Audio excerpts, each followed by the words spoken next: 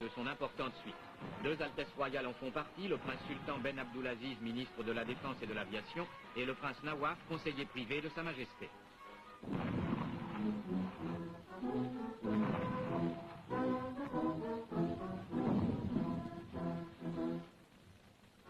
C'est ensuite le salut au drapeau et la revue des troupes rendant les honneurs. Puis la cérémonie se poursuit avec la présentation au roi Faisal des plus hautes personnalités de la République et de la colonie arabe de Fort-Lamy.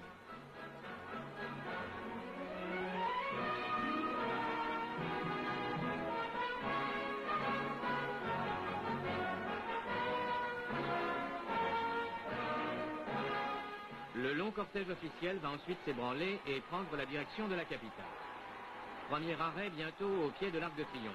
C'est là, en présence de M. Mahamad Jarma, maire de Fort-Lamy, qu'une fillette remet symboliquement au roi Faisal la clé de la ville. Le cortège reprend alors sa marche vers le palais présidentiel en empruntant l'avenue Charles de Gaulle puis la place de l'Indépendance.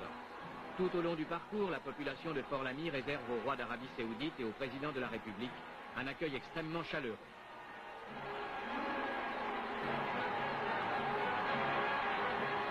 Et c'est dans une atmosphère de liesse extraordinaire, digne des grandes traditions de l'hospitalité tchadienne, que le cortège parvient enfin au palais présidentiel, où le roi Faisal va résider durant son séjour.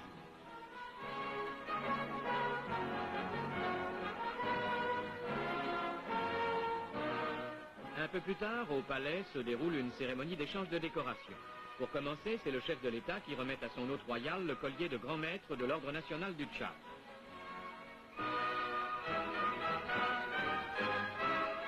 Les deux princes de la suite royale reçoivent pour leur part la Grand Croix de cet ordre national. D'autres décorations sont décernées aux membres de la délégation séoudienne.